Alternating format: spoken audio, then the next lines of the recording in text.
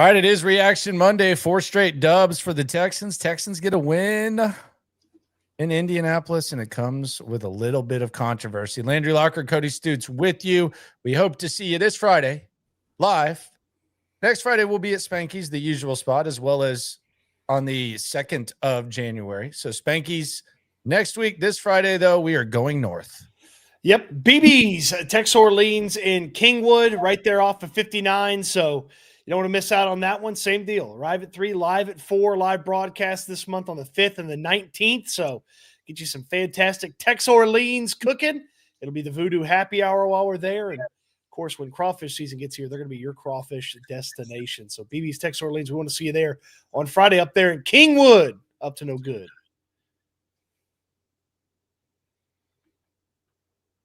You said Kingwood up to no good. Okay. You know, you're the rap guy, and that's part of some rap song. Kingwood up to no good. There we go. It is Reaction Monday. The Texans did get a dub yesterday. CJ Stroud is back.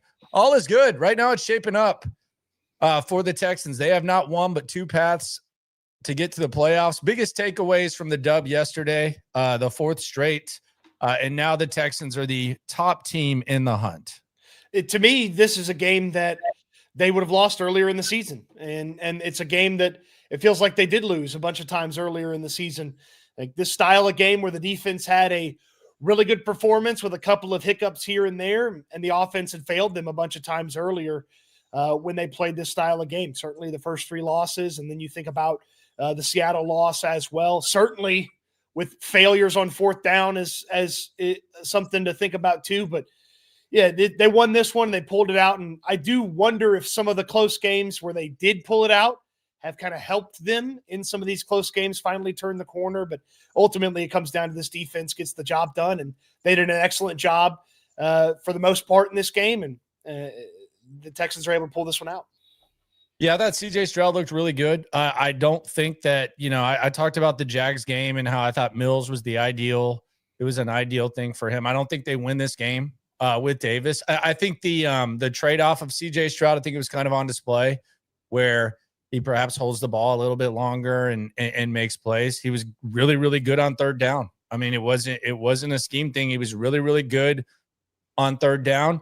I thought the most encouraging thing from CJ Stroud was the 2 moments in the game where I felt like Indianapolis was gaining the momentum. He responded with his 2 best drives of the game. Specifically after he threw the interception, after the Colts failed 4th down conversion. First play, he throws the interception, and the Colts score. And then the Texans, they immediately react to that, and the immediate response capped off with the Nick Chubb touchdown. There was that one, and then the other scoring drive where the Colts tied the game up. The Texans immediately responded. Now, they did have some help. The referees were kind of on their side on this, but I thought it was good that, in a world where we talk about body language a lot with CJ Stroud and response and not getting too high, too low, I thought it was good to see the way in which he responded. And I think this was a really good performance for CJ Stroud. There's still some stuff to improve. He's probably going to have to be even better, but I thought it was a good return for him, which was really the biggest storyline heading into this game. Yeah, I felt like he had a really nice day, some really good performances, some really nice moments in this one. The interception was awful, terrible throw, terrible decision. But there was some stuff that just was really good, and he felt very much in control. Like I was worried about, hey, he comes back and the game's tight and maybe tries to do too much. Nope, he felt like he stayed within himself and stayed within some of the good portions of this offensive game plan and the play calling of Nick Caley. And yeah, they still had their red zone struggles and some of the issues there, but a really good day by CJ Stroud. I agree. Yeah, I thought it was good. The defense continues to really do the majority of the heavy lifting. Heavy lifting, the largest chunk of the pie, however you want to say it. The defense, they're sometimes it feels like they're put on an island, but they were able to get the job done. There were 2 players that we talked about heading into this game I do think Daniel Jones is clearly not the quarterback he was at the start of this season. I think the ceiling for the Colts is kind of eliminated at this point. Maybe they can limp their way into the playoffs, but any upside, it's not happening with an unmobile Daniel Jones. Like there's no upside with this Colts team, and that's not even mentioning the guy that they traded a couple firsts for is in a boot as well, and is probably going to miss a little bit of time. So I thought they did a really good job containing Jonathan Taylor. Never really a doubt in my mind that they were going to be able to do that outside of really a couple of runs and the one first play of their drive where they had a 30-yard screen to the side, which was perfectly laid out. They didn't do much. And then Tyler Warren, he had the stomach virus. I thought drive one was really a symbol of how prepared this defense is and how well coached this defense is, where they're trying to get a screen to Tyler Warren. They couldn't even attempt it because the Texans were so prepared and so all over it. So I thought the Texans did a really good job of taking away their dogs. Obviously, we talked about the Colts' underrated receivers. They made some plays here and there, but the defense continued to do their thing. They were able to get the stop that they were forced to get for the second straight week. And it really just feels like, I know D'Amico said we're finding different ways to win. I know you can like kind of point, but it does feel like it's kind of the same style of winning the last few weeks outside of that Jags game. It's very familiar. And even in the Jags game, it wasn't the defense's fault that the Jags had a bunch of points. Yeah, they had that one drive in the third where the Jags were able to score on them, but then they were damn near perfect in the fourth quarter to give Davis Mills and the offense the opportunity to get back in that. So, yeah, it feels very familiar. When the Houston Texans take down a team, it feels pretty familiar. And when the Houston Texans have that one score, real or fake one score, however you want to phrase it, loss, it feels very familiar too. So they've just been able to turn that thing into win column stuff instead of loss column stuff like it was so early in the season. On the chat, Zachary C says, same record now as this time last year, but team is trending in opposite directions. Still not sure about Kaylee. Yeah, I would say the team is definitely playing better now than they did to start the season, and you could kind of feel it crumbling at this point last year. I can agree with that. I think the surroundings also have a lot to do with the vibe, because this is as open as the AFC has been. There's really no powerhouse. So I think that kind of factors in too. I don't want to say the teams are going down to you, but it does. Like you look up at Denver and New England, I don't think anyone's like shaking in their boots to go there. If you ask me, I actually think like if you laid out all the teams in the hunt, like in the realistic hunt of the playoffs, Kansas City would still be the team I fear the most. And maybe that's just because of the pedigree and everything like that. But you got a chance this week to basically end Kansas City. And if you ask me, like, would you rather play Patrick Mahomes and the Chiefs, or would you rather face the Patriots or the Jags or the Colts or the you can say anybody else? I'm picking anybody else. Yeah, so I actually think the Texans have a pretty good opportunity this week to eliminate the team that maybe it's just revisionist, like maybe it's just like recency bias, extreme recency bias, but I still think the team that is the most scary is the team that the Texans face this Sunday, and the team that the Texans have a chance to end their season on Sunday. To add to Zachary's point, last year with the Texans, when they got to 7-5, they got to 7-5 because they lost to the Tennessee Titans. So that one definitely stunk, and the defense just had a horrible day that day, and the offense didn't have anywhere near enough. And they also hadn't had their bye week yet this time last year. They were headed into their bye week this time a year ago. And you felt terrible about Bobby. And I guess there's a Bobby. I'm not sure about Nick Caley. I'm not sure. I'm sure right now that he's not good. Yeah, at his job. He's awful. But he's awful. There's at least some hope that he can stay out of the way and they can produce a little bit better than Bobby's did down the stretch. Yeah, I mean it's never been. I don't think Bobby ever got as bad as Nick Caley. I think the players are able to overcome some things, but he's not good. I mean that's there's zero doubt about that. He's not good. He's got 5 games to perhaps figure it out, but he's not good. We'll get to the end of that first half, But yeah, the guy's not good. At least Kaylee's scoring touchdowns in the second half of games. I mean, there was a stretch there where Bobby couldn't do that. If you say so. HDAV Traveler says, afternoon, Landry, Cody, and friends. Victory Monday. Hope everyone had a great Thanksgiving. Danny Pennies was playing for the Colts yesterday. That's well done right there. Danny Pennies. And they stopped making pennies. So there you go. Branson Thomas says, thoughts on the Tunsil trade now? I always liked it. I thought it was addition by subtraction. So there might be some people who were upset by it. I always supported the Tunsil trade. I was one of the big supporters. I questioned the impact when he was still here. It wasn't like revisionist history type of, defend him. I always questioned the Tunsil impact specifically on Titus Howard. So I feel the same way about the Tunsil trade now than I did before.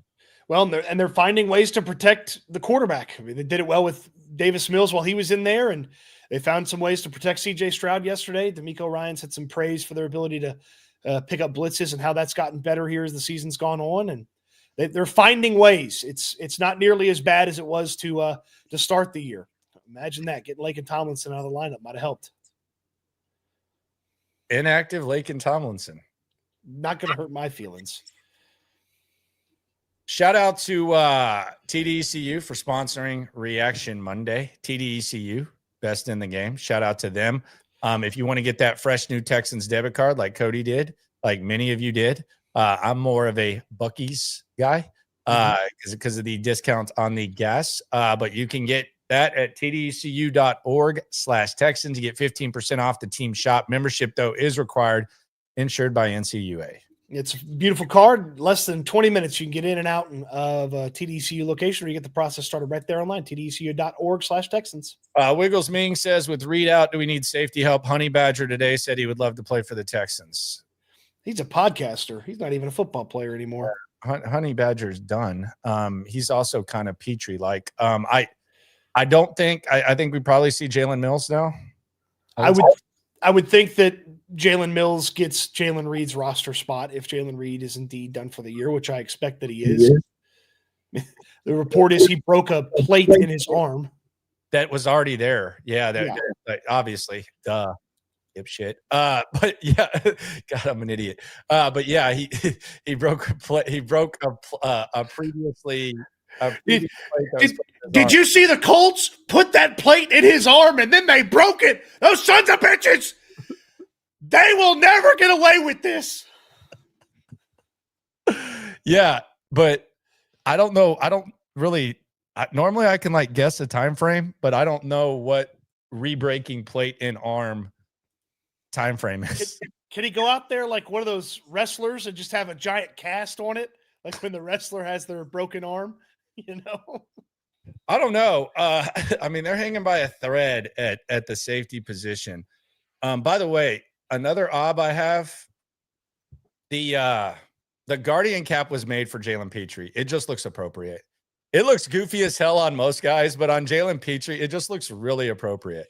And this is the first Guardian cap with the logo that we've seen, right? Because they don't wear the logoed ones in practice. Yes. So this is the first one with the logo. So it did not look as out of place as some of the other ones have looked. You're right about that. No, it's perfect. The Guardian cap Petrie is perfect. It's perfection. It was made for Jalen Petrie. I don't know that it's going to. I don't know that it's perfect for everybody, but for Jalen Petrie, just absolute perfection. Absolute perfection. It does look good. Logan Taylor on Z Chats, Z Reaction Monday chat presented by TDECU. He says Ingram's block on the D lineman was masterful. Yeah, he also had a whiff, a pretty bad one. But it was a definite pancake. The one that's making the rounds on social media, it was a linebacker, to be fair. Do you prefer pancakes or waffles? Waffles. I think I'm a pancake guy right now, but I used to be a waffle guy. Rich Boy J says at Landry with yesterday's dub, D'Amico officially has a better regular season record than Steichen again. I think he had it before. I think he had it before this game. 26-19, 25-20. Yeah, you're right. I think they had as many wins before that. Yeah. But were they tied? Because if D'Amico went to 26 and Steichen went to 20, they would have been tied heading into that game. Yeah, I thought it was something like that. But yeah, he does officially have that, and 3-0 in Indianapolis as well.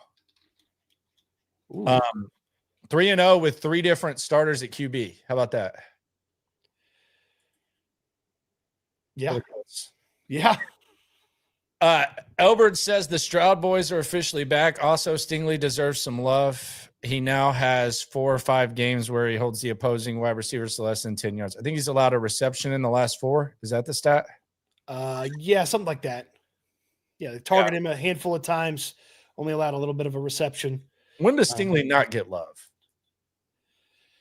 I mean, I think that maybe because he's sort of been out of sight, out of mind, because they just don't throw at him as much. People are like, oh, well, we need to mention that because there wasn't like a play where he like came in and made a play. He was just making plays to keep them from even getting the ball over there. So I don't know. Yeah, Stingley gets plenty. Stingley gets plenty. All right, let's go through the landlocked moments here on Reaction Monday, presented by TDECU. Again, we're going to be at BB's this Friday. BB's up north. BB's up north. We will be out there, and then we'll be at Spanky's the next week, next Friday, and then on the 2nd, we'll be at Spanky's, and we'll be back at BB's again too. So be on the lookout. We're hitting the road, peeps. Business picking up. We're hitting the road. So we'll see you at BB's this Friday, and then Spanky's next Friday. Let's get into the key moments of the game, and there were quite a few. This was a pretty intense game. We always do this. It's always a fun way to kind of relive the way that stuff goes. I thought it was an interesting attempt at setting the tone by Indianapolis right off the top. You elect to receive and you elect to go 3 and out. It's one thing for the Texans to elect to receive and then the drive to stall on the 1 yard line as it did. But when you elect to receive and you go 3 and out, and not only do you go 3 and out, the Texans are all over what you're trying to put out there, specifically the Tyler Warren screen. I thought it was an interesting, not so fast, my friend. You're not taking control of this game by the Texans defense. And I thought that kind of set the tone for this game. That was idiotic by Shane Steichen. I feel like the way you operate in this is if there's a clear worst unit out there, you put that worst unit on the field. And to me, of the 4 units, Colts O, Colts D, Texans O, Texans D, the Texans offense is the worst unit. You should have put them on the field to start the game. And so that was a terrible job by Shane Steichen, and felt like they should have put the Texans on offense first. Yep, I would agree. Then the Texans drive, the one of the most impactful things to happen, and you had CJ Stroud finding Higgins. So we talked about Higgins. Would the momentum continue? It did. Spoiler alert. But Sauce Gardner goes down. Big impact for the Colts. You immediately have Stroud, 3rd down. He extends a play and finds Collins. And then there was another play where CJ Stroud extends the play and it results in a flag, which that doesn't necessarily show up in the stat sheet in like CJ's favor. But I thought that's just as, if not more impressive than converting on 3rd down, which he did throughout. So I thought that was a big moment. But then, I mean, I don't know what the hell was going on with these formations, but for whatever reason, they just completely forgot how to line up. They covered up Fisher. They had to call a timeout. They just, not only did they stall in the red zone, but they stalled and they look like a peewee football team in doing so. But they do take a 3-0 lead, and you kind of see early on CJ Stroud looks pretty sharp doing his thing, specifically on 3rd down. We also saw the Wildcat, which got erased because of the penalty. So that was didn't love that situation. So yeah, that was a disaster in the red zone. It was awful. Then Indianapolis still nothing on their 2nd drive. Another 3 and out. You get a Rankin sack. Then the Texans offense just continuing to just be trash. illegal formations, just not good. You ended up having Ingram. We talk about the block. There's a huge whiff on Wormley, who was on the practice squad before this. And then the Texans end up punting. Then the Colts end up punting. And then CJ Stroud,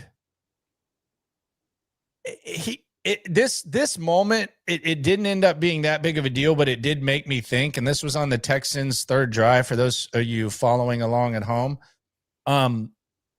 He throws the ball 3 yards ahead of the line of past the line of scrimmage. And I immediately wonder, okay, we were wondering about CJ Stroud using his legs post concussion. I've never seen him go 3 yards past the line of scrimmage and then throw the football. Matter of fact, you don't see too many NFL quarterbacks do that. So it ended up not being a big thing in this game, but I was wondering, okay, so the fear about him running the ball, is that going to be something to keep an eye on? So I marked that moment, although it ended up not being that big of a deal. That was the middle of a string of 3 straight penalties that they committed. The final one, a Hutchinson hold, got declined, but he wasn't even like, it wasn't one of those where it's like, ooh, I'm going to leave my toe behind the line of scrimmage because no, it wasn't like some of your body has to be behind. He was damn near. I thought he was damn near 5 yards down the field. I didn't know what the idea was. Like, you got to have a little bit more awareness in that situation. And that was one of those early moments where it's like, okay, I guess I give him a break for that one. But at the same time, like, how the hell does that happen? I do not know what in the hell that was. That was crazy. But then we go to the second and we kind of get the, I think probably the best play call of the day from Shane Steichen. The first play, they set up Jonathan Taylor for a screen on the left side, just 3 guys in front of him, full head of steam, 33 yards. Then Jonathan Taylor, like, once he gets one run, it just kind of seems like he just gets that momentum. He gets an 8-yard run, then he moves the chains on the next. Then Kamari Lassiter goes in, and just he and Azeez Al-Shire just completely lay the wood. I think one of the nice wrinkles has been Lassiter as a blitzer and being close to the line of scrimmage. He's a dog there. But then you get the slant to Ogletree to move the chains.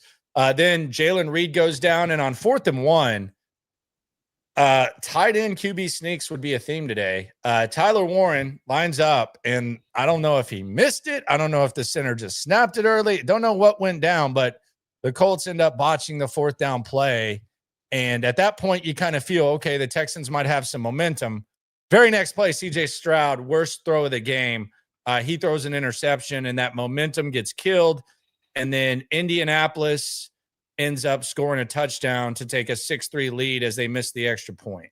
Yeah, Alec Pierce with an incredible catch in the corner of the end zone. Just gets behind Kamari. Bullock doesn't get over there in time, and he gets down in the corner of the end zone. Great throw from Daniel Jones. Despite one leg not working, Daniel Jones had a couple of really nice throws in this one. That one to Pierce in the back of the end zone was one of them, and you're like, oh boy, here we go. Here we go. But that was not the case, actually. Yeah, it wasn't the case because CJ actually responded nicely after that interception. You had Stroud with an absolute dart. I think it might have been his best throw of the game to Nico Collins for 15. Then you had a holding penalty on Grover Stewart, which moves the chains. Then a big run by Woody Marks. And then Nico gets the ball and he kind of tiptoes, ends up going out of bounds at the 5-yard line, and then Nick Chubb touchdown. And the Texans immediately, like right when it looked like they had the momentum, they gave the momentum away. They just completely calm down and have the most crucial drive of the game, I would say, and a good way to kind of weather the storm in Indianapolis. Be honest. When Nico gets out of bounds, you're thinking this thing's going to be about to be 6-6, right? Because that's exactly what I thought. It's like, oh, no, Nico didn't get in. They're about to screw it up in the red zone. Nope, Nick Chubb took care of him. Yeah, he did. He did. And Nick Chubb, by the way, perfect little mix. We'll get to the running backs in a sec. Then the Texans defense again, they hold up. This one was pretty interesting because this was when the Colts fans started booing, because on 3rd and 10, they kind of just had a give up run. And this was kind of Colts fans getting a little bit frustrated with Shane Steichen. You could kind of see.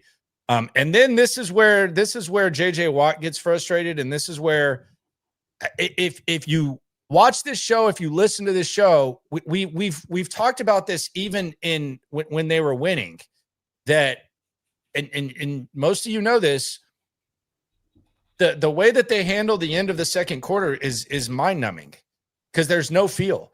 And it goes back to the San Francisco game where they got weirdly aggressive and CJ Stroud threw an interception and they were lucky not to give points away. And then we go back to the Tennessee game and they basically just tap out, and then they decide they want to try and all, like, so there's no feel when it comes to this.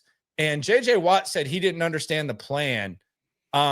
Let's hear what DeMeco Ryans said about the actual plan and what the hell they were thinking. Here's DeMeco Ryans breaking it down, and we'll talk about it in a sec, because it's cool to get a win, but it would also be cool to steal 3 points at the end of the half and not have to sweat it out in the fourth quarter with your awesome defense. What was the goal at the end of the first half? Were y'all trying to get points? Were y'all trying to kind of balance aggressiveness with maybe not aggressiveness? Yeah, we're trying to get points there. We are trying to get points. We didn't execute how we wanted to execute at the end of the half. If we get the first down, we're in a good spot there. Want to finish vertical there. Thought Higgins did a great job of catching the football, but we got to finish vertical, get the first down there. Then we're in position to go ahead and try to get points. I just don't understand this, because I actually thought the start to that, and if when you're balancing aggression in these situations, maybe this is just me being a simp, but it feels like the first play kind of sets the tone for the whole drive. Mm-hmm. And I actually thought the first play was perfect. Like, they cleared space, they got it to Dalton Schultz. Dalton Schultz goes up the middle. And then all of a sudden the next snap doesn't come till 41 seconds later. And that's 41 seconds and 151. So you've already killed 41 seconds. 41 seconds later, they snap the ball. And then you throw a swing pass to Woody Marks. By the way, he might have gotten out of bounds. I think it's possible he might have gotten out of bounds, but the ref's clearly running the clock. And then you don't snap the ball again for another 25 seconds. So you've already killed 1 minute and 6 seconds between snaps with 2 plays after the first play goes well. At that point, it's just, okay, well, what are we trying to do here? JJ Watt was frustrated by it. We've been frustrated by this whole process for a long time. It's asinine to not be aggressive in that situation, especially after that first play. 41 seconds between plays and then 25 seconds. It's really just unexcusable. It's inexcusable. They went 25 yards in 1 minute and 12 seconds, and they used a timeout to do it. 25 yards in over 1 minute, and it cost them a timeout. And I was just like, what? Like, what's the?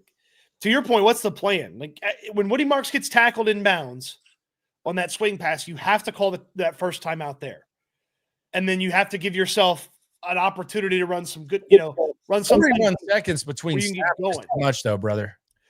Sure, no, not sure. That's inexcusable. That should not happen. That's outlandish. Correct. I understand that aspect of it, but they had to use one of those timeouts after one of those first 2 plays. It's not like you're facing the greatest offense in the NFL either. They literally just ran on 3rd down to punt to you. They've given up. Like, so I don't know what you're trying to do. It's maddening to see this process and see the way it goes. It's inexcusable. It's inexcusable. This could have been the moment that we looked at and said, damn, man, like that would have been nice. And JJ kept bringing it up throughout. It was terrible. They had to get 3 points there, and they totally botched it. Botched it. And yeah. The play calling after the first play was bad. The use of timeouts was bad. Like, how aggressive they decided to be with some of those throws and some of those plays after that first timeout were bad. And so it's like, it's not just a DeMeco or just like the whole operation. DeMeco with the decision-making, how hard they want to go trying to get points, Caley with the play calling, everything. Like everything was bad. It's pathetic. It's actually pretty it's pretty damn pathetic. And then Higgins, what the hell was he doing? I really don't know. Like why do we keep running sideways here? Turn it up the field. You got to get up the field, man. Really don't know. Shout out to TDECU for sponsoring Reaction Monday. Landry Locker, Cody Stoots with you. We'll see you at BB's this Friday. BB's this Friday in Kingwood. Back at Spanky's next Friday. And we're going to keep rotating. So we'll be on the road on Fridays with you. Let's go to the second half. So we go to the second half in the key moments. The first drive, Texans, they end up getting... Right, hold on. Before we get to the second half, a quick question. Was CJ's Hail Mary a little underwhelming to you? I didn't even at that point, I was just so disgusted with the whole operation that I had actually gone to the fridge at that point and just said bye-bye. Okay. I didn't really think much about it either way. I thought it was impressive that Alec Pierce got up and went over everybody and got the PBU. But no, I thought nothing of the Hail Mary. You were underwhelmed by it? I just thought he could have thrown a little further. The second half, so we get introduced to the Stover tush push in the second half. Now, it's kind of like I kind of look at the Stover tush push kind of like how I looked at green bean casserole last week. I'll take one helping, but I'm not going back for fourths. Like I'll go back for seconds, thirds, and fourths of the turkey dressing, maybe the mac and cheese. But I don't need 4 servings of green bean casserole, aka the Stover tush push. But I'll be damned, Nick Caley, big green bean casserole guy. I don't know how they decided on a guy that played defense 4 years ago as the guy that needs to take the snap. Like that's crazy to me. Like I don't know how they decided on a guy that used to play defense and has played tight end for a handful of years as the guy that needs to be the tush push guy. And it did not look like it was some like unstoppable play either. Like he got there, sure. Like it didn't look like I didn't see it was like shit, do that all the time. Like, yeah, that's nobody's stopping that. I didn't see that at all. The tush push is the tush push is basically the busted Pamela theory that I always talk about. Like that's just really what the tush push has become. It's the busted Baywatch where you have one goddess who has the perfect blonde hair, the perfect boob job, and the perfect barbed wire tattoo. And that goddess creates just the most busted chicks getting crappy boob jobs, crappy dye jobs, and crappy ass tattoos. Like there's one team that runs the tush push at an elite level and everybody else tries to copy it. And everyone who copies it looks more busted than these 90s chicks that try to duplicate what Pam Anderson looked like. It is an absolute disaster. And the fact that they went back for that 4 times is insane. I'm just fascinated at the decision-making process that leads to a guy that 3 weeks ago was coming back from a foot injury and 4 years ago didn't even play offense to be the tush push guy. Like, I'm like Tyler Warren played quarterback in his past football life before he is a tight end. Like, so like it's a little more understandable. By the way, Cade Stover was a defensive end. Well, the QB sneak has worked every time this year, except the one time it didn't penalty. Well, I got to imagine they don't want to QB sneak the concussed quarterback. Right. Yes. I mean, okay. I mean, he is playing football. So the Texans, they end up, there was a big play to Hutchinson on third down, another third down, CJ Stroud extending a play, finding Dalton Schultz, and then the drive stalls, and they end up taking a 7-point lead, 13-6. So you go back, you wonder how much better would this look at 16-6, but you leave potentially 3 points on the board at the end of the first half, and you have a 7-point lead. Yeah, I mean, 4th and 21, you're not going for it. You move it to 7. Probably should have moved it to 7 a little bit later, but I guess we'll get there. So then Indianapolis responds with a hell of a drive. They had a 3rd and 10. Josh Downs with an absolute insane catch on Miles Bryant, who had come into the game for Jalen Reed. Good job by D'Amico for not challenging this one. I actually probably would have understood it, but whoever was relaying the message gave him the right message. Then downs again, and then the pass interference that everyone's talking about before the Warren TD, which tied it up at 13. What did you make of this pass interference? I know there's some Texans fans and a lot of people talking about it. What did you make of this pass interference in the quote uncatchable ball? I mean, immediately uncatchable. I mean, it wasn't quote uncatchable. That was an uncatchable football. That thing landed 10 feet out of bounds. They don't call that anymore, which is why I didn't really even think much of it, because for some reason, the uncatchable thing in the NFL, it's almost become like the lane violation in the NBA. And I'm not justifying it. I'm not saying it's correct. It used to drive me nuts, but probably 2 years ago, 3 years ago, I just accepted the fact that it doesn't matter whether it's catchable or not.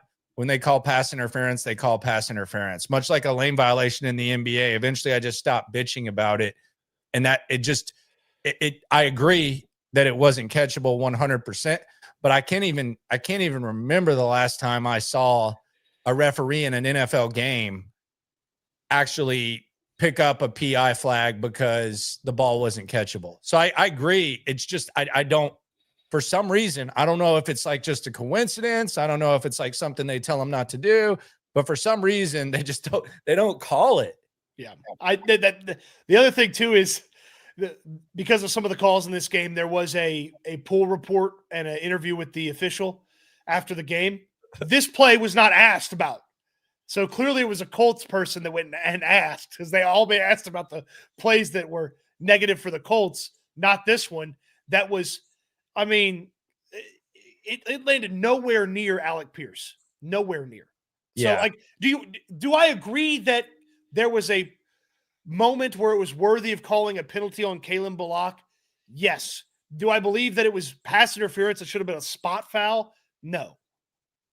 Yeah, I don't know if they just assume that because the guy is interfered with that maybe the quarterback adjusts the way he throws. I don't know if they just said, hey, this is an offensive league, so don't pick up any flags. I don't know, but for some reason they just never call that. I don't get it. I don't understand it. It drives me nuts, but I just started accepting it. Yeah, I would have been fine with a defensive holding, but pass interference, spot foul. Sometimes it also feels like they'll adjust it to holding just to give them the play. Sometimes give them the first down, but not the yardage. Yeah, but for some reason in the NFL they just don't call that, and it's.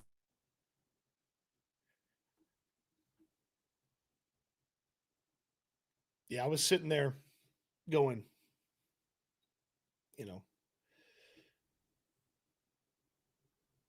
uncatchable football. Is that me or you?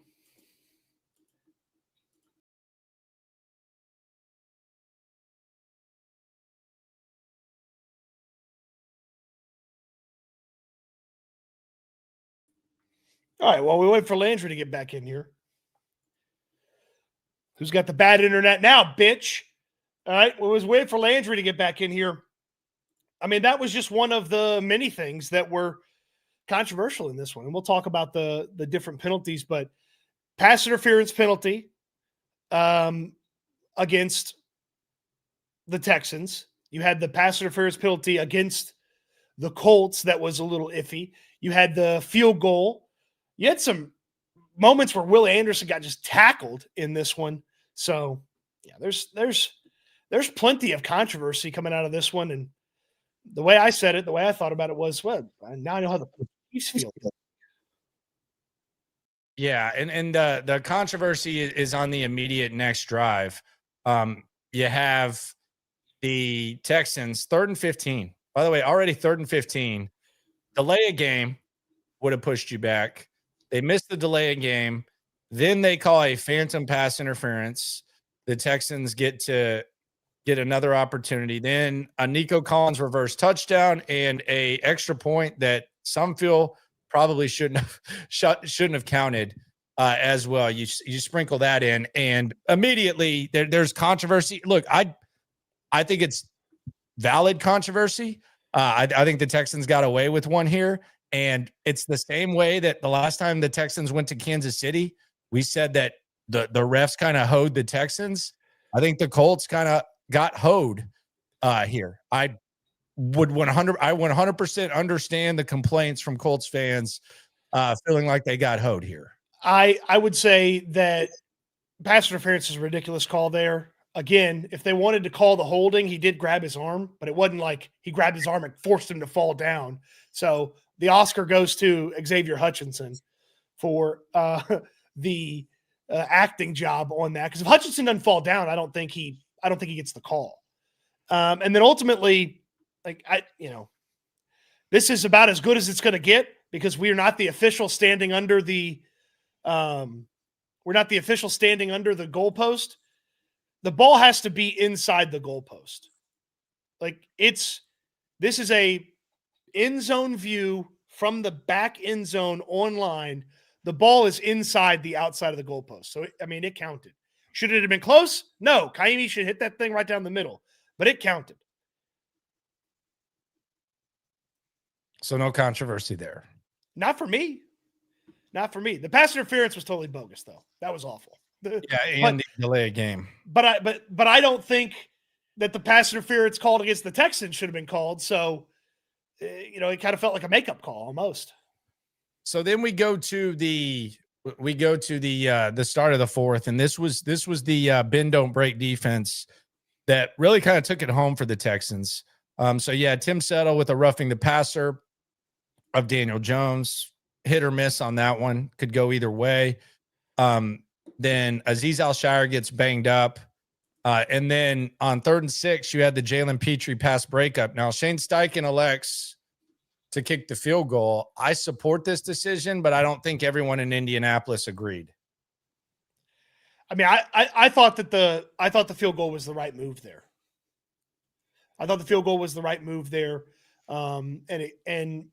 My thought process would be Houston doesn't feel like the type of team that's going to march it down on me and put this thing away.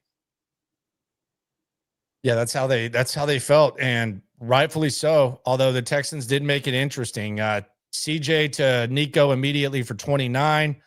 We fast forward after a big play from Higgins for 14 yards. The Texans decide to run the Stover push, whatever the hell you want to call it, not once but twice. They run it on 3rd down, then they run it on 4th down. For some reason, Nick Caley has a real big fetish and fascination with, if it doesn't work on 3rd down, we're going to try the exact same thing on 4th down. D'Amico kind of sounded like he was the one who wanted to do that, though, twice in a row today. Yeah, so running it on 3rd down, it had worked. They clearly like it. Okay, fine. If you're then going to go for it on 4th down, don't run the exact same play. Let's hear D'Amico, though, because it feels like maybe D'Amico is kind of dictating to Nick Caley what to do in this situation. No, that's exactly what it felt like. Yeah, during that series, we were driving the ball down, felt really good of how we were driving the ball. Honestly, on the first 3rd down, I felt like we got it. I felt we had really good movement, and I told the guys to do it again. Just being aggressive there, that's my call as the head coach. I'm aggressive, so – hey, it didn't work. That happens sometimes, but it's not going to stop me from being aggressive. Okay. Now, I think the context of the question, I just asked, how did you arrive at the decision? I didn't question his aggressiveness. I don't know why he got so defensive there at the end.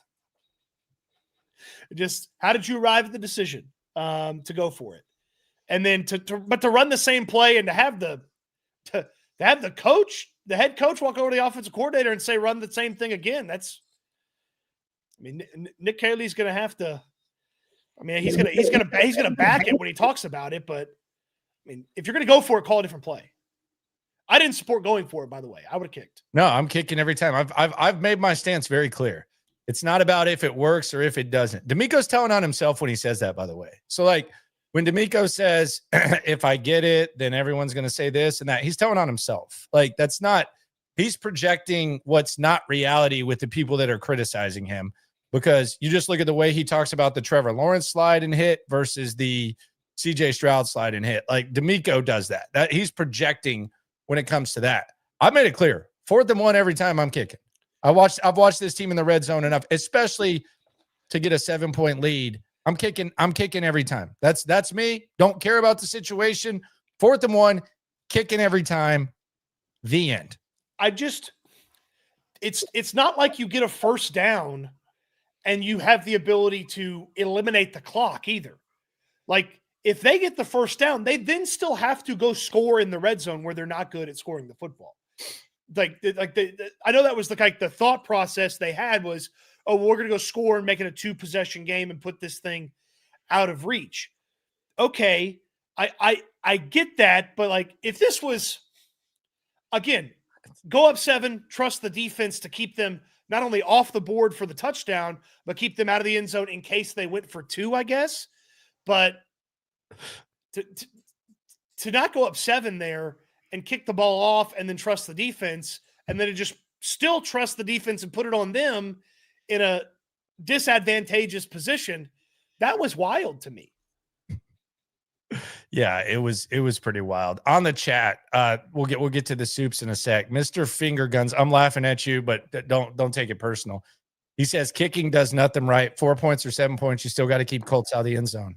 That's one of the dumber things that I've heard, but I appreciate you very much. That's like saying 1 point and 3 points is the same. Still got to stop them from getting a field goal. Like, come on, man. No offense. But if you get offended by that, it's okay. James R 160 says Spags is known for game planning and focusing on shutting down what the opposing offense does best. Jokes on them. We suck at everything. No, I think you stop Nico in that case. I think you stop Nico. If there is the Belichick theory, I think you stop Nico. That will be a fun matchup. See how often they end up with Trent McDuffie on Nico Collins, or what they do to account for Nico Collins. Coach Bojangle says, I like Woody Marks, but sometimes his vision is awful. He missed some big holes and ran straight into his own lineman. Sometimes needs to work on it. I didn't notice that. I didn't notice that at all. I think sometimes stuff gets messy because guys are losing their one-on-ones. Yeah, I don't notice that. I'll keep a close eye on that. I'm not questioning you. I'm saying I just haven't noticed it. I noticed that sometimes he turns chicken-ish into chicken salad, specifically at the end of the game. I did not notice that. Moondog89 says, still taking the play clock down to 0 nearly every play. Why give the blitzers the advantage? Oh, because you got to have the genius mastermind offense at work. You got to give them every second to survey and purview exactly what the opposing defense is doing. Doyle says, with the cold weather game coming up in KC, can they send Kayemi up here to spend a few days kicking in the cold? He was so bad yesterday, and that was indoor. He didn't miss a kick. What is it with him and extra points in that stadium? Look, Kayemi is not going to be a factor this week. It's going to be what, 34? I think they said 34 degrees is that's too cold for him. 70 is too cold for Kayemi. He is my spirit animal in that area. How about MDC still having the old jersey in the promo? What about Bill Cowher calling them the Houston Oilers after the game? I don't watch CBS's pre or post games. Sir Wags 254 says, afternoon, gents. Happy holidays. Happy holidays to you.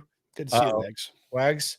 Moondog89 says the Zebras are going to be slinging apology flags for KC Sunday night with the mistress coming to town. Here's the problem. This is what I said yesterday when we were talking about like the refs. Don't feel bad about getting calls a week before you go to Kansas City. Don't feel bad about that. Exactly. Because they're about to be plenty of laundry on the field next week, screwing you. Jose Reyes says, got him back with the internet. I'll take the win, but the offense scares me going against KC on the road in the cold. KC should scare you. They're the scariest team in the playoff mix. They're desperate too. There's no ands, ifs, or buts about it. They're a desperate squad. Now they are banged up. Especially on that O-line. I don't want to see them in the playoffs, but I feel more comfortable about this matchup than I have pretty much any recent time they've played Kansas City. Playoffs? Shifty Mike 1730. Think we see Tank this season? No. You No. might see him on the sidelines hanging out during games, but I don't believe Tank Dell's playing football anytime soon. He's not. Maxwell 2077 says was moving into my new house yesterday. Congratulations. So I missed the game. How was Stroud's game yesterday? His box stats didn't look great. He was good. It was good. It was good. I thought he made some plays that Davis Mills couldn't make on his best day. He just doesn't have the physical tool set to make those plays. And I thought there was a lot of take what the defense gives you, a lot of success over the middle, and got Nico Collins going, didn't ignore Jaden Higgins. So I like Stroud. I like Stroud's day. Yeah. Yeah, I liked his day. I thought he was good. That's Landlock key moment. Speaking of key moments and Landlock, one of my key moments was when I decided to get Texans turf because Dan is the man. And if he can't do it, no one can. I shopped around for turf. It sucks. These guys are slimy. They're scumbags. They try to minimize you. They try to act like your job is too small for them. A lot of them only handle big balling jobs. But Dan does that. He'll be out there in River Oaks with some of the biggest names that you recognize. And then he'll come out here and he'll do the small job for me. Whether you want the putting green, playing surface, eliminate the mud. We lit a fire on Friday night. It was great. It felt great. The backyard is great. The kid loves it. I say kids, I'm counting the dog in there. There's no mud, always green, always clean. Shout out to Dan, the man, TexansTurf.com. In the spirit of that, Reaction Monday presents. Hopefully Cody does a better job this week than he's been doing lately. It's been a struggle for him. Shut your ass up. To anoint the Kings of the Turf. Here are Cody Stoots' Kings of the Turf presented by Texans Turf. My two Kings of the Turf this week, Nico Collins. He continues to have big games against the Indianapolis Colts. Scored yet another touchdown against them. This one on the ground, though, and nearly the 100 receiving yards. And then CJ Stroud, King of the Turf this week. Coming back from the long delay, it took him a minute to knock some of the rust off, but once he got going, I thought he had a really nice performance. I couldn't find one individual defender to put there, and I couldn't put D'Amico Ryans there because of some of the issues that D'Amico had in the game as the head coach. So you could have, but you got to go with D'Amico Ryans. No O. D'Amico. And then you're good. You just got to put Nico, CJ, and D'Amico like I did yesterday. Just got to find a picture of D'Amico Ryans with no watch because he doesn't know how to manage the clock. No O. Yeah. D'Amico. Yeah, so in theory, there's a third King of the Turf. It's just the defense as a whole, but I didn't have a defense as a whole picture for it. What if you had to pick one person? Stingley? Will Anderson? Pick one. I mean, I guess I could give it to Stingley because they basically Daniel Jones never threw at him until it was the end of the game, and then he took care of his business. So I guess I probably could have put Stingley on here. Fair. Yeah. I mean, Will had some pressures, but he didn't get home for a sack. He did rush from the middle. Well, I thought JJ was going to – he couldn't have stood – he couldn't stand up after that. He was very excited about that. He was pumped. By the way, join us at BB's this Friday. We going north. Kingwood, BB's. By the way, just looked. Happy hour, half-price oysters. Got to check those oysters. Got to scout them out. The oysters, half price. That Voodoo happy hour, all the different kinds of beverages and food that you can get there. $2 off draft beers. It's going to be fun. It'll be our first appearance out there at BB's in Kingwood. First of two appearances this month. So the folks been asking, come north. When you coming north? We're headed that way. We're there. We'll also be back at Spanky's next week as well, reacting to Chiefs and looking ahead. Should be really, really interesting and fun for all. Let's get some context here on Reaction Monday, presented by the greatness of TDECU. TDECU.org/Texans. Get that Texans debit card, 15% off in time for the holidays. All that Texans gear online. If you don't want that, they got the Cougs and they got the Buckies. Let's get some context from Cody. All right, so a couple of things from this one that I thought were super interesting, comparing them to some of the previous matchups. Quarterback pressures allowed. They averaged 13 while Davis Mills was the starter. They allowed 12 pressures yesterday. So the O-line kind of kept it together. That's not the best pass rush team, and they were missing DeForest Buckner, which could have drastically altered things. Might And change that one, things a little bit. correct. I got to imagine DeForest Buckner be back for that matchup there at the end of the season. But I thought that the offensive line had some nice pass block moments, and Stroud didn't find himself in too much trouble. I know Watt was super critical of him early on from busting out of a pocket that he didn't need to bust out of. But I thought that the protection was pretty solid, and it was along the lines of what they were giving Davis Mills. 85 penalty yards by the Texans. That's the most they've had in a game since Seattle, when they had just a penalty like every time they stepped on the field. So that's got to get cleaned up. Obviously, a lot of those yards are on PI. Bullock's PI, but they had some decline penalties that were there too. So that's something that's got to get a little bit better. They're penalized. D'Amico's team gets penalized a lot, man. They do. Well, these are some of the more unacceptable ones, like the lining up wrong, the procedural ones. Like that should not happen. That shouldn't. And I understand the NFL is emphasizing it this year. Well, if the NFL is emphasizing it, all the more reason for you to not fuck it up. Injuries robbed us yet again of Sauce Gardner and Nico Collins. They have never played a game against each other. They've had Nico got hurt on the first drive in New York after a gain, and then Sauce Gardner went down in the first drive of this one. And then Nico missed Halloween in 2024 with his injury. Maybe they're just not allowed to be on the same field. As just like a fan of football, I want to see that matchup, and now we'll have to wait until maybe the end of the year if Sauce can get healthy. But that didn't look very good for Sauce. I don't know if he's going to get healthy or not. Yeah, everyone's like, it's not a season in. It's like, dude, there's a month left. What do you like if he misses 3-4 games? What, like, that's yeah. And then he's got to ramp back up too. Like it's a tough spot for him. The Texans on the season are 11 for 19 on fourth down. So they've had some fourth down conversions, but ultimately not as a high a percentage as you would want from fourth down. And then the AFC South race it's very tight now. The Texans are right in the thick of things. In 2023, Jacksonville was 8-4, Indy was 7-5, and the Texans were 7-5.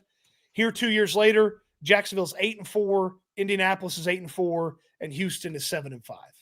So very similar to 2023. Jacksonville finished 1-4. They're obviously not going to do that with some of the crappy teams on their schedule. Indianapolis finished 2-3. That might be a dream for them if they could get to 2-3 in the final five, because they seem like they're falling apart. And the Texans in 2023 finished 3-2 in their final five. They probably need to go 4-1 to make the playoffs. I want to bring this up, and I think it's a good way to piggyback off of the context. Do we have any more context? That's it. There's the context.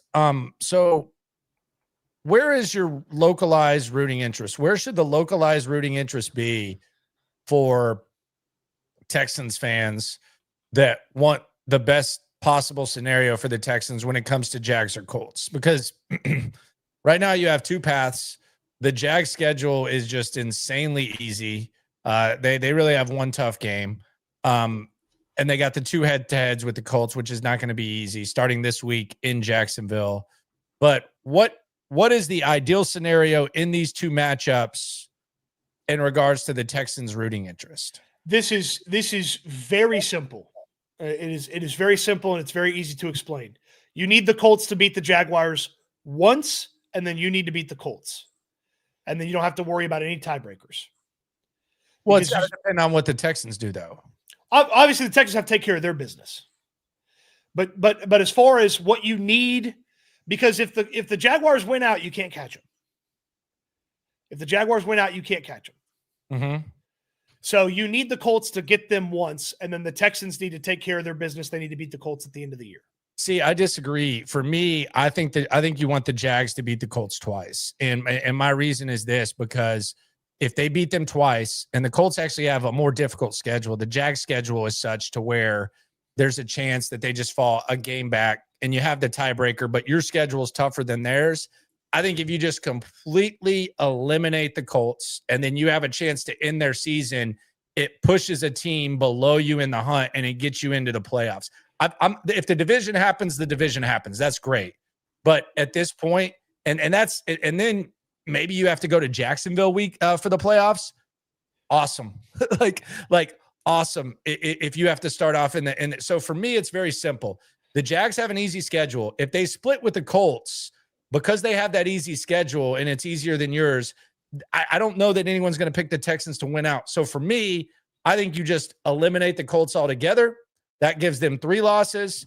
You just have to kind of stay afloat and be 1 game better than them. They could still lose some games outside of that Jags game. So for me, I'm not even looking at the division. I'm just looking at getting into the dance. I think you want the Jags to beat the Colts twice. Yeah, I'm still hoping for the division, and Jacksonville really doesn't have that many teams that are going to beat them outside of the Colts. Like they got the Jets and the Titans, and then the other game that they have is the Broncos. And the Broncos, who the hell knows? They might come in there and dominate the Jags that day, or they might play, they might screw around like they did with the Commanders and they did with everybody. yeah. So I don't believe Jacksonville's finding another loss outside of potentially Denver in one of the Colts games. So yeah, I'd be fine with that. I think if either one of them can win both matchups, it's cool. But because I think the Colts can lose outside of this, but I would say best case scenario for me would be Jags win twice. Second best, Colts win twice. I actually feel like the Colts non-AFC South schedule is going to take care of them. I don't see them beating Seattle, and I don't see them beating San Francisco. Exactly. And that's why they're pretty much done. Like it's and then obviously the Texans need to defeat them at the end of the year. No doubt. Yeah. Which at that point, you very well could be playing Anthony Richardson or Riley Leonard. Yeah, that's the other thing. I don't think Daniel Jones holds up. He's wearing a 3D printed leg pad on the side of his leg, and it's like he's not running. Like he's not running. Dude, like, he couldn't maneuver in the pocket. Yeah, it's not like he's not running. It's not like with that Daniel Jones without running that's not good. Yeah, he looked like he was. I cannot even imagine how much pain he is in today. By the way, in the chat, Patty Barnett says Landry thought the Colts would win this one. And I did on Monday, but I did say on Wednesday with the Daniel Jones news that I picked the Texans. I made that very clear.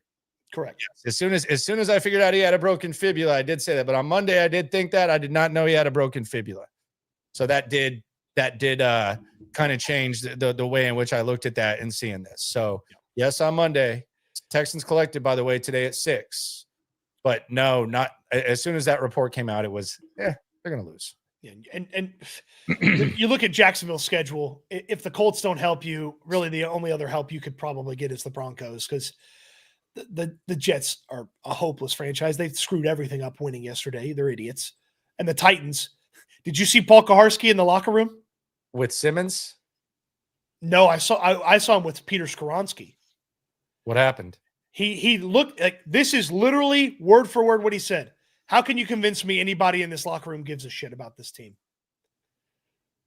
And Skoronski was like, well, we get mad when we lose. And I don't think guys would be mad when we lose if people didn't care. And I was like, oh God, the Titans are a disaster.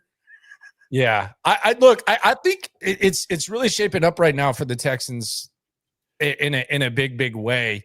And it's weird because on one hand, you kind of try to balance this doesn't feel like a team that's ready to make like a historic run based on what they are.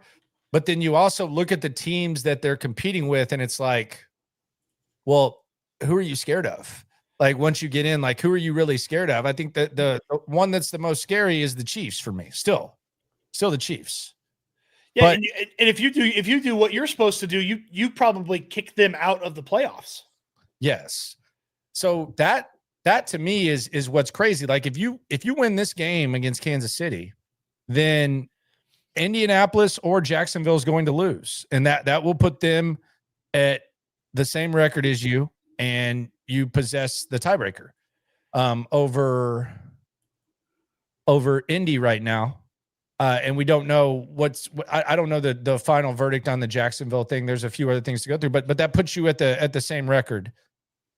And then you look at what's going on with the teams above you. Like, none of those teams really scare you. So it's one of those things. And the other thing that I ask is, like, we're looking at these teams, and the word that I've used all year, even at the start of the season, before the season started with the Texans defense, was superpower. How many of these teams possess a superpower? Like, if you're going through this, like, how many of these teams above you possess a superpower? Because the Texans defense is a superpower. You can maybe say, you could say that the Broncos defense is a superpower. You can't have a liability like that honky corner and have a superpower. Like, it's one thing to be a little thin at safety like the Texans are, but that honky corner that they have, that you can't be a superpower and have someone that just gets blatantly picked on like that. The broadcast last night, Collins was like, hey, he's had a couple of nice moments, and then he just gets blown by. It's like, poor guy, just getting completely. Well, think about this. Denver's QB situation is inconsistent, and they've got that weakness on defense. The Patriots have played nobody good yet. Nobody good. Yeah, like they're still vulnerable. They're young. Like it's like a different version of Rabel's Tennessee teams. Correct. So it's like nobody takes them serious. Jags, we know what the Jags are. Baltimore's falling apart. Lamar Jackson looks broken. This is the worst that Lamar Jackson's played. I'm a Lamar Jackson apologist. I love Lamar Jackson. He's falling apart. Justin Herbert's playing behind a depleted offensive line. He has a freaking break in his left hand. Yep. That doesn't appear to be ideal. The Colts, they have a quarterback playing with a broken fibula. That's not ideal. Buffalo, historic day running the ball yesterday. They just added some help at receiver. I quote, help. They're beatable. We know DeMeco Ryans, how he handles Josh Allen. Now, you would like to not have to go to Buffalo in a perfect scenario, so maybe you can hop them a little bit. That's going to be tough if you did cross paths in some crazy way in the playoffs. But there's a lot of things that got to happen. I guess the only superpower is Patrick Mahomes. Like, if you ask me, like, what the superpower is, and even that's kind of vulnerable, the only superpower that I see here is Patrick Mahomes. That's it. Yeah.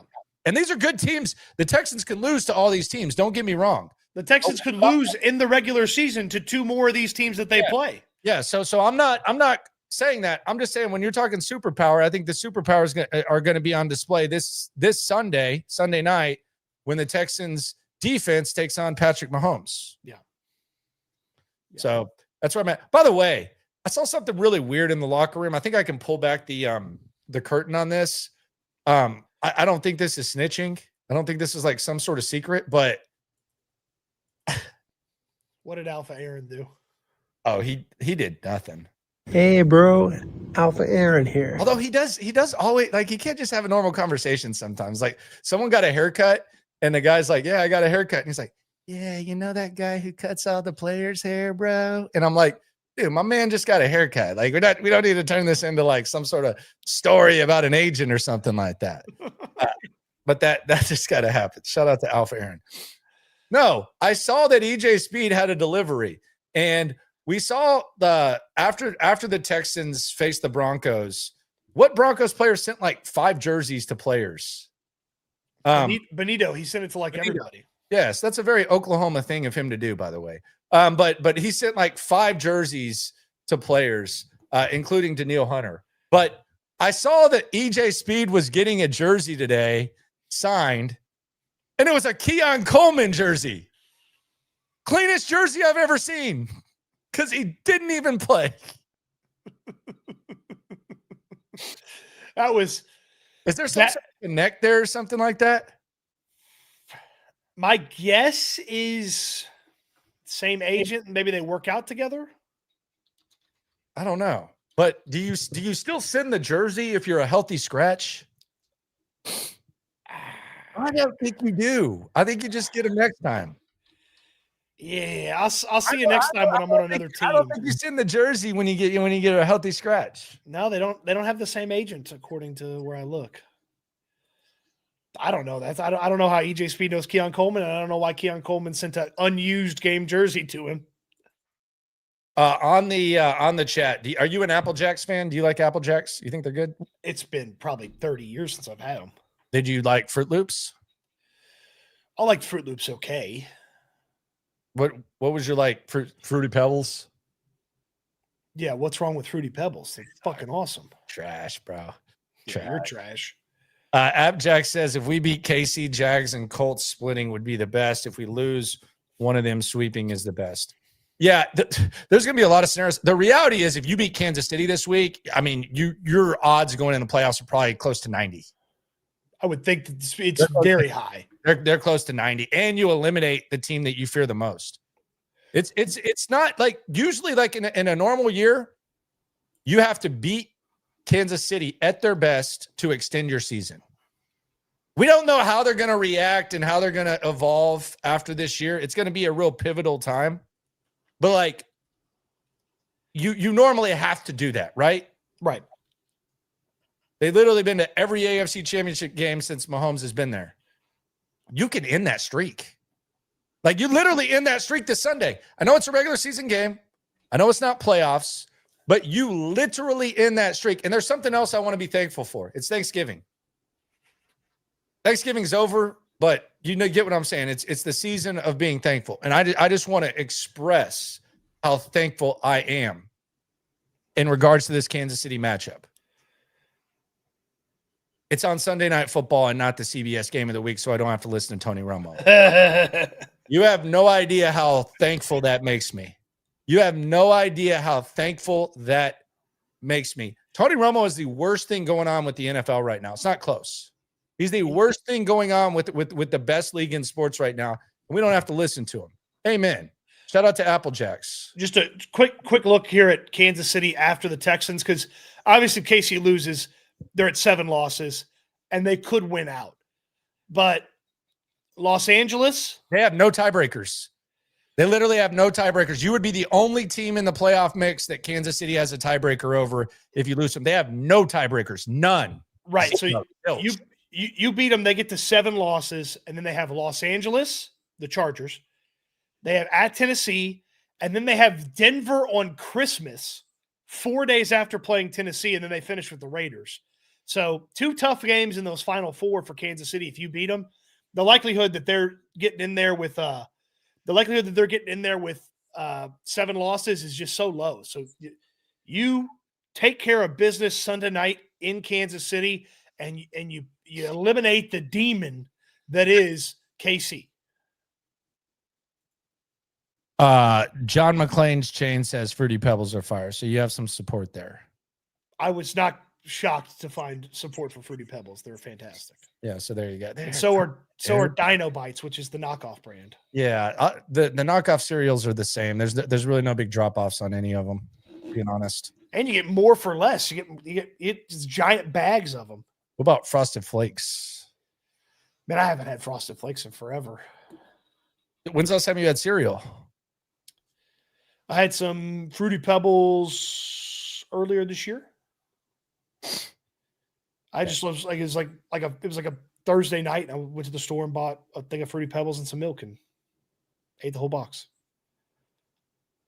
All right, TDECU, where credit is due, here on Reaction Monday, presented by TDECU. Now, hopefully, Cody does better this time than he did with the Texans turf. He did a good job there. Actually, he did a good job on that. But this is where Cody really struggles. But I'm looking down, and I think our minds are in the same area when it comes to one of the people who deserves credit. I don't ever struggle with this, okay? Where credit is due. Brought to you by our friends at TDECU. Woody Marks, I felt like he had a really nice game. And his ability to get yards when it looks like there's no more yards is impressive. He came back from an injury where he had to go to the tent and then leave the field, and then he came back in the game. He had that nice run to finish things off there at the end. So Woody Marks getting the nod on that. Dalton Schultz, another solid receiving game. Another guy that's just always an option, it feels like, for the quarterback to get rid of the football. So a really good job there from him. And then what's the referee's name? It's Clay Martin, NFL referee Clay Martin and his crew, where credit is due for how they were able to officiate this game. Boy, what a crappy job they did, because the pass interference call sucked.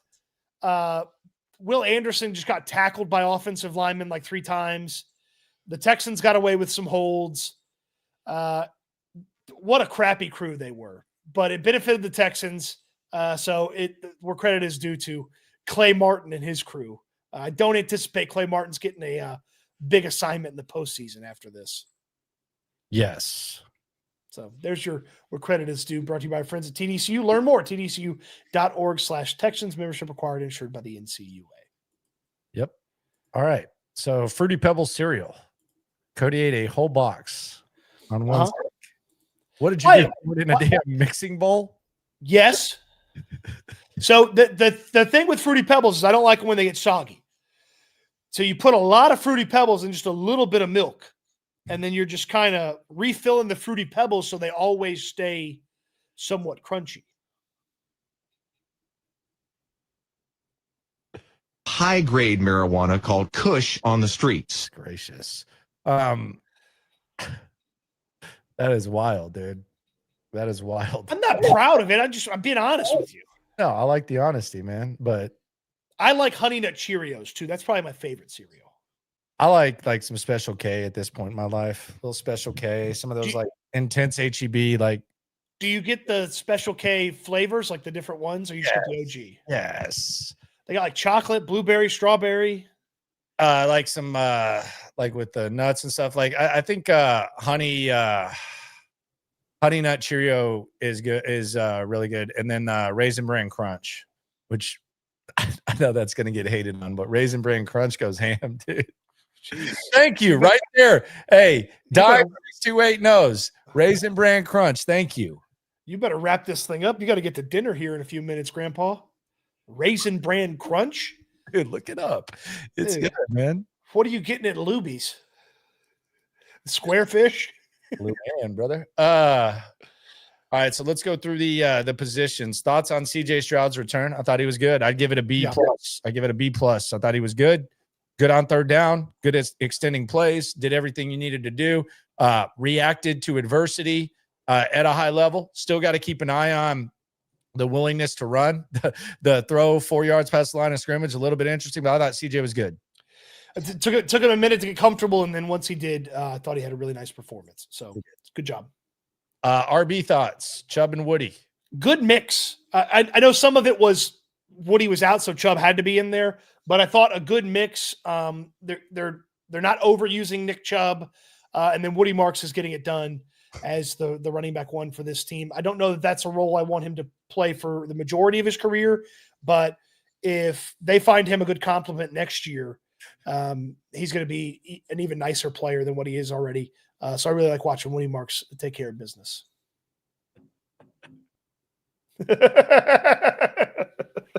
Rich Boy Jay says Landry offered me a butterscotch at Spanky's the other week. And then I pulled a quarter out of your ear.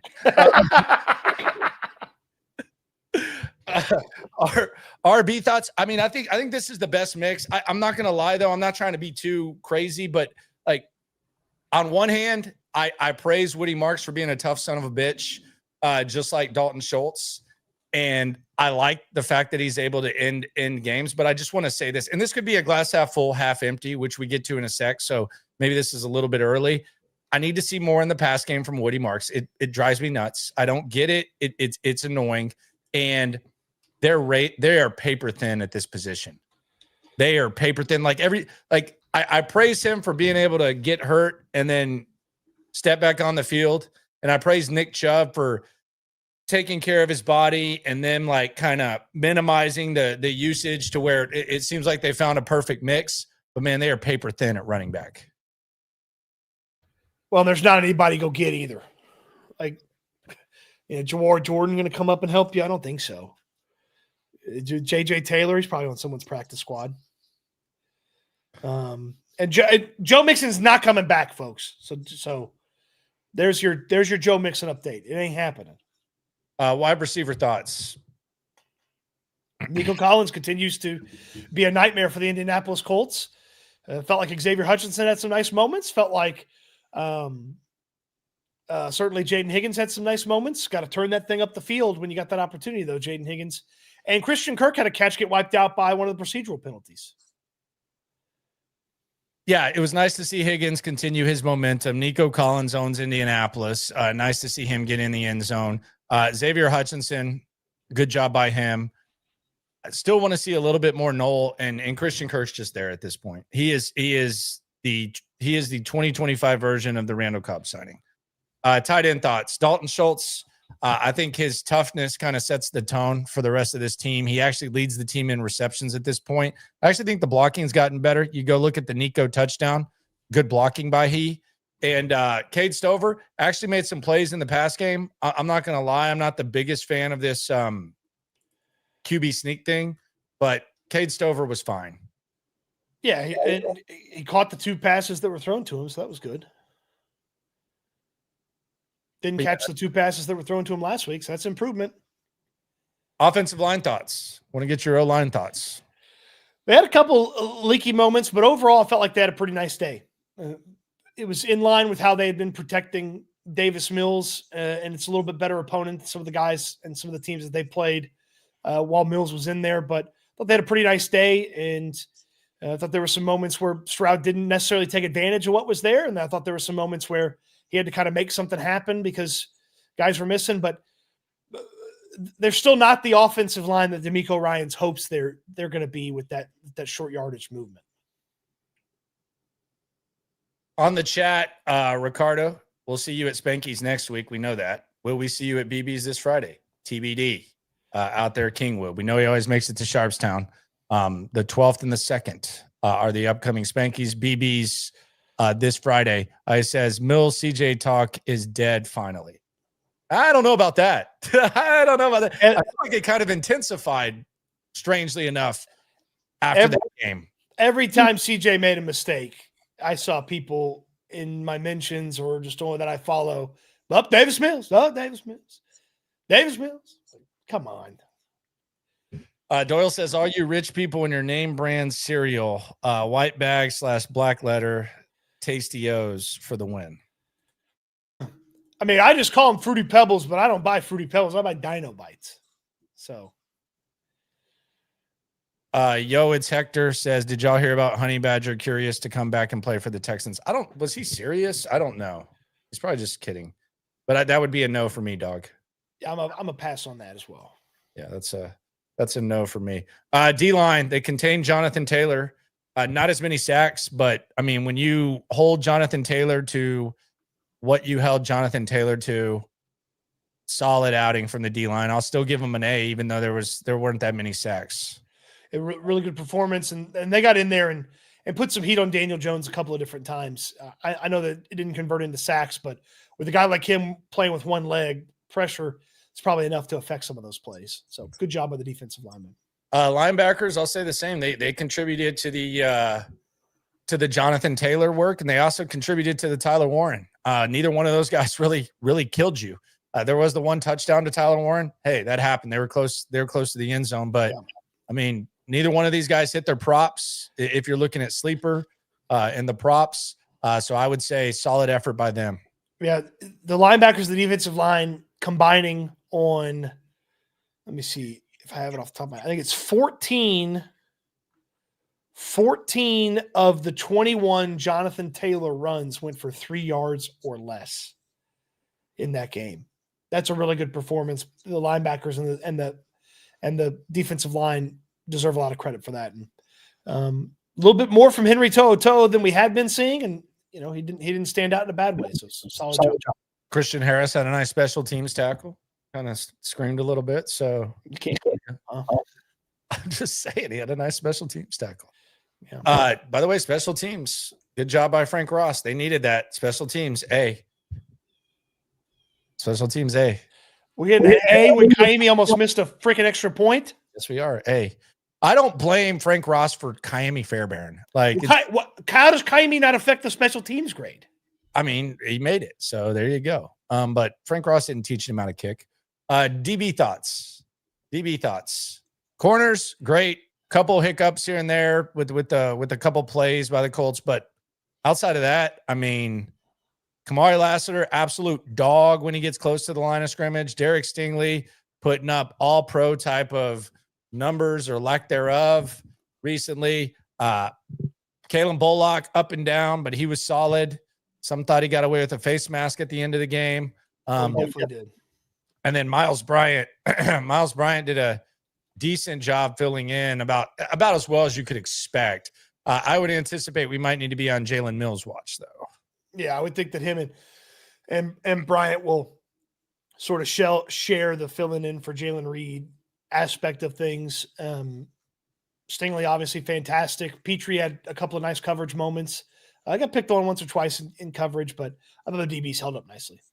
Yep. And the Guardian cap was made for Jalen Petrie. Be on the lookout Saturday for the Hey, bro. Alpha Aaron here. Jalen Mills elevation.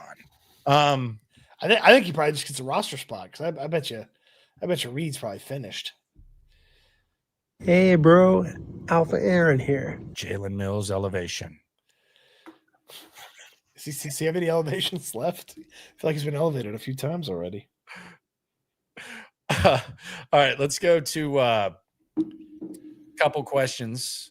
Most frequent questions here on Reaction Monday presented by the greatness that is TDECU. Is Nick Caley good enough to win at the highest level? Like as we go down this stretch, final five, and then the playoffs, is Nick Caley good enough for these winning ways to continue around here? Probably not. I think there's a chance CJ Stroud, if he builds on what he did in this game, can overcome some of those things. But prime time against the Chiefs, I'm not expecting some sort of offensive explosion against Kansas City. The primetime pee break when they cut over to Caley and his pants are wet. Yeah, it's a bad operation as a whole. I don't know if it gets better. Maybe stranger things have happened in the final 5 weeks of the season, but I also think the CJ factor allows you to kind of get bailed out a little bit. The end of the half has got to improve. At this point of the year last year, we didn't have any faith left in Bobby. Mm-hmm. There's none. Like it ain't getting fixed. He came out of the bye week ahead of Miami and was like, yeah, we're explosive. And he lied. Like, is there any faith that Caley – I don't believe Caley's going to be good this year. I don't believe that's a possible outcome. Can he find level to a point where he's not a massive negative for this team? I think that CJ Stroud can find a way to overcome at a decent enough level whatever hurdles he has to leap over with Nick Caley based on what we talked about with other teams. So I think that's the possibility. This is not like if this were last year's AFC, they'd be fucked. Like let's just be serious. Like if you were looking at the top of what they were chasing last year in the AFC versus this year, it'd be fucked. But it's a different year, it's a different game, it's a different layout. So I think that kind of helps a little bit. It's not the same competition, it's not the same caliber of teams, and your defense is way better. I am holding out hope that he's already good. I am holding out hope that there is just stretches where he can just stay out of the way. I hope so. I would love for that to happen. I don't root against it. I would much rather be wrong about Nick Caley and Nick Caley kicks ass this year and then next year and then sticks the middle finger up to me and says, "Remember when you doubted me?" I would love that. That's the number one thing that I would want to happen. But no, I don't have hope for him. But I do think that they can overcome it. I hear South Florida's looking for a head coach. Maybe he won't want to throw his name in the hat, Just go pop over there. Glass half full, glass half empty. Lay it out. I mean, you're right in the thick of things with two different ways to make the playoffs. You got a shot at the division here, and then with the way that the AFC is shaking out and the opponents that you have left on the schedule, the playoffs are back on the table and the tiebreakers continue to stack up in your favor. So that to me is one of the biggest things. And there's a chance that is one of the worst games that Stroud's going to play in his final 6 games. Like there's a chance he could be much better than that performance. And that was not a bad performance by any means. So I am excited to see if it gets a little bit more comfortable, knocks a little bit of the rust off. The O-line protects better than it did the first time he was in there. So can he give you a little bit more? That's what I'm pretty excited about from this Texans team. Yeah, I think it's pretty much similar to what you said. That like they're winning games. They're in good position. I still think the offense is going to have to get better, but I don't think you're chasing like elite marquee teams. And I think your biggest opportunity is in front of you. I think you're in the playoffs if you win this Sunday.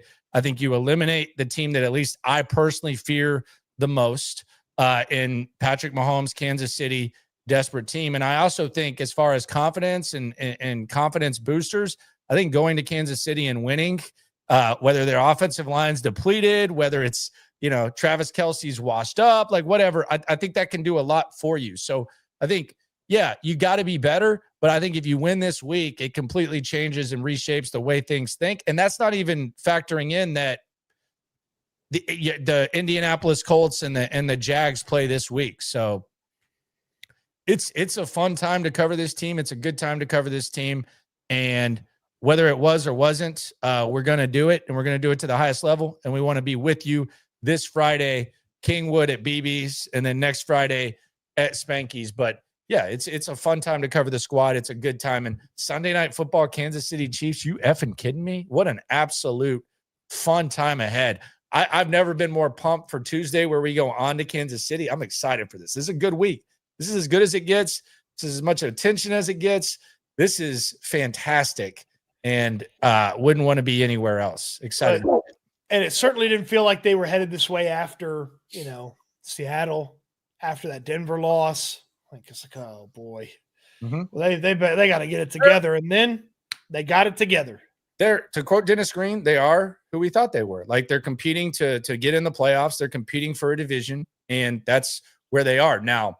The goal was to be better, but at the very least, after the slow start, they've gotten to this point where we thought they would be. So pour one out for Dennis Green.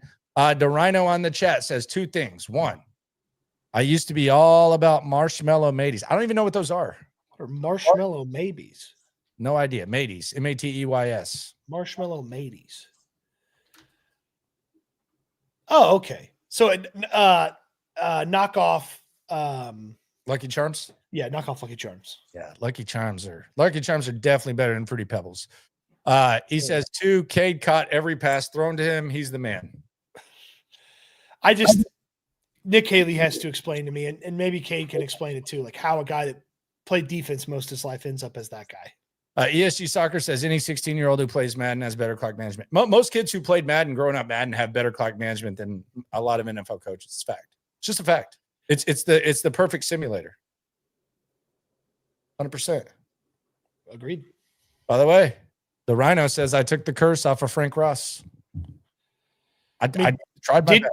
Did you finally take that knife that you had in the voodoo doll out? Did you finally take that out? Never happened. Okay. Never happened. Never happened. Don't have to get a haircut from him either. So there you go. Yeah, till they muff a punt and to let a kickoff return happen. Remember what happened last time the special teams went to Kansas City? Chris Boyd pushed Frank Ross. All right. Appreciate everyone for rolling through. Be sure to subscribe. Be sure to like. Be sure to ride along. And be sure to always remember when it comes to this Texan stuff, we're all in it together. Eat your Fruity Pebbles. Just not the whole box. My God. Eat good, sleep good, be good. We'll talk Texans again soon. Thanks for watching, everybody. Poor boy Joy at the buzzer says, what does it mean for the rest of the season if we lose against Kansas City? Still alive. You're still alive, but you probably need to win out at that point. Yeah, at that point, it gets kind of crazy. You start looking. You probably start rooting for whoever won the first Colts-Jags matchup. Yeah, you definitely have some more defined rooting interests, but The Texans, they control their own destiny as long as they're taking care of their business, and KC's the largest obstacle they have left. So they take care of that, they should be sitting pretty. There you go. Thank you very much. Appreciate y'all for rolling through. See you at BB's this Friday. This Friday, Kingwood.